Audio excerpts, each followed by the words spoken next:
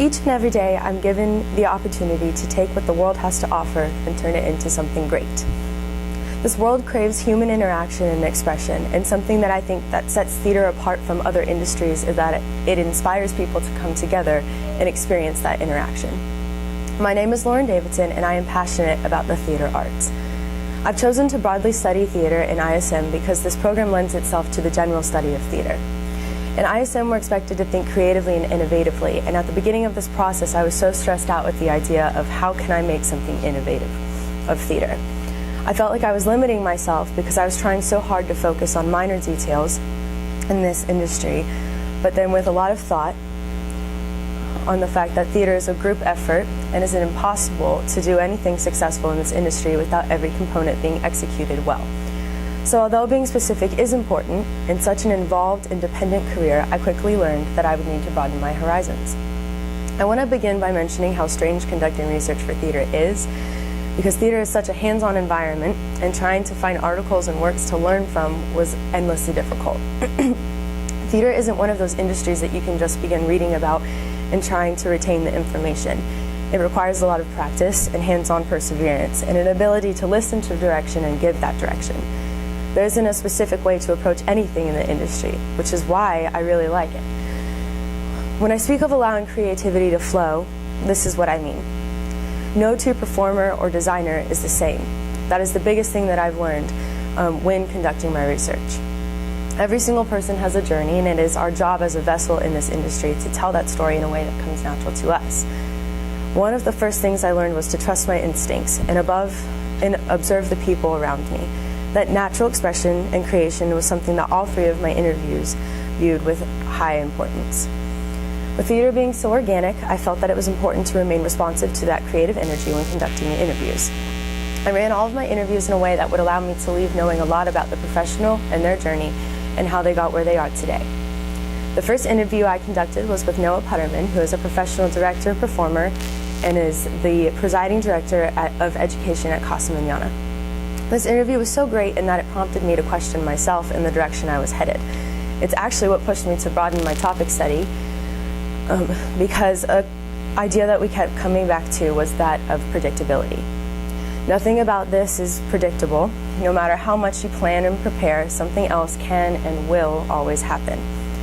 This rang very true for Noah himself, in that when he was planning his life and going off to college, he wanted to pursue a career in performance, and is now successfully directing and inspiring artists in a very different way in a completely different city that is contrary to his plan.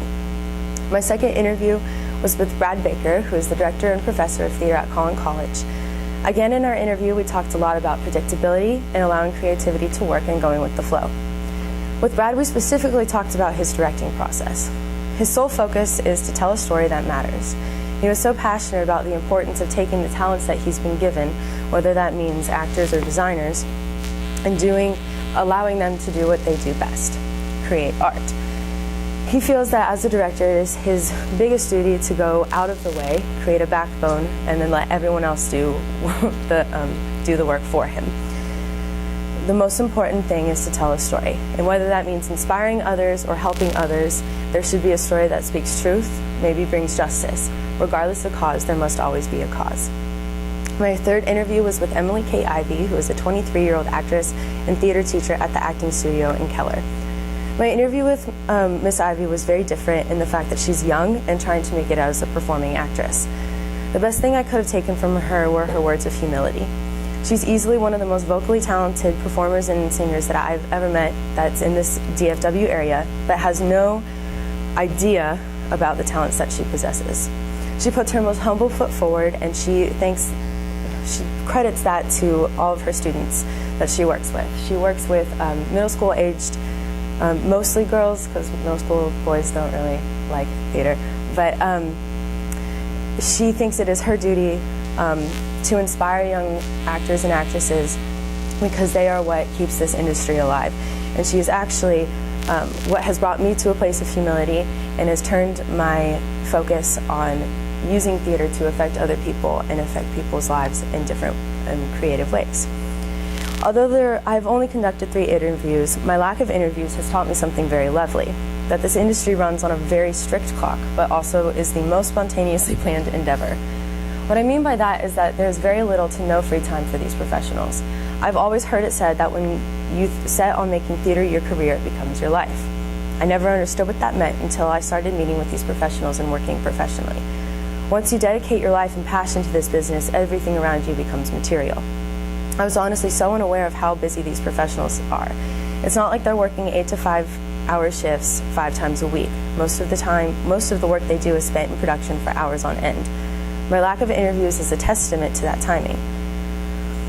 Similarly, in all 3 of these interviews, we discussed the incredible lack of sleep and stress that they receive due to spending 48+ hours in a theater prepping for shows and galas. Every second counts. Along with teaching me the importance and value of each minute, all these interviews express the importance of having a strong sense of self. Knowing who you are and your abilities is so important in this industry. It pushes you to keep yourself in check and is what allows you to grow into your journey. The strong sense of self and determination is why I chose my quote for the year: learn to believe in yourself. My vocal coach, David Gaston, who is a former Broadway performer, told me this quote years ago, and it has remained an anthem in my life. ISM is all about pushing yourself. It's about finding out more about your interests. I didn't want to spend my entire study focused on staying business-oriented or pushing logistics so hard that I would forget the creativity and passion behind this business, and ultimately blind myself from the real reason that I'm drawn to it. I cannot think of a better quote that would sum up my study in theater as a whole. By pushing my limits far beyond my control and trusting the business of theater, I know I will begin to believe in a whole new version of myself. No other industry has the effect on people that theater does. This business takes all that come to it: audience members, directors, choreographers, actors, musicians, technicians, and children, and forces them to express something. It can be anything: love, laughter, anger, embarrassment, vulnerability, and conviction. As an aspiring artist, it is vital to know that my purpose in theater is to create experience and welcome others into that experience. That is why this industry is so important and is still around today. Many people hear the words that I'm saying and would laugh, and oftentimes they tell me, how can a field of entertainment be an ideal career? And in no way does this affect the world. To them I say, look around. Without artists and impassioned young people, there would be no self-expression. My career pushes creativity and honesty.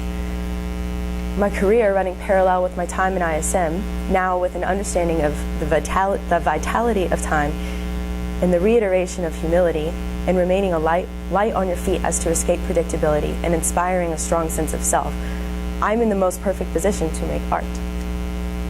This binder is a testament to all of the hard work that I have done previous to my studies in ISM. It has every struggle, every song, every monologue, and every triumph that I've gotten to experience. But this binder, my ISM binder, will be a testament of all the professional artist I can become, and will reflect and put to use the binder that I already have. Thank you.